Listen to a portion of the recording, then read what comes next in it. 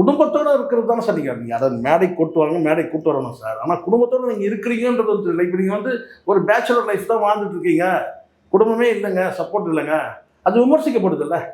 கலைஞர் சொல்லலாம், 1000 நீங்கள் சொல்லலாம், எவ்வளோ குடும்பங்க அப்படின்னு சொல்லிட்டு. ஆனால் அது ஒரு கெத்து தானே, அது ஒரு பலம் தானே. எல்லா குடும்பத்தோடு சேர்ந்து ஒரு ஃபோட்டோ இருக்கும். அது வந்து பார்க்கும்போதே வந்து பல பேர் வந்து அதை வேறு விதமாக கிரிட்டிசைஸ் பண்ணாங்க தான். ஆனால் ஒரு தலைவர் வந்து ஒரு இளம் தலைவர், அடுத்தவங்களுக்கு வந்து ஒரு உதாரணமாக இருக்கக்கூடிய தலைவர், ஒரு மனைவி பிள்ளைகளோட வந்து இருக்கிறது தானே அது கரெக்டாக இருக்கும். அது ப்ளஸ் தானே. அது ஏன் அவாய்ட் பண்ணணும்னு கேட்குறேன். என்றைக்கு தான் ஒன்றா சேர்ந்துன்னு சொல்லணும். நாளைக்கு பிள்ளைங்களுக்கு கல்யாணம் ஆகுது, ஆமாம், எப்படி தானே சேர்ந்தானே ஆகணும். அதை தான் நான் சொல்கிறேன். என்னன்னா இது வந்து ஒரு மைனஸ். இது ஏன் ஒரு சின்ன விஷயம் தானே.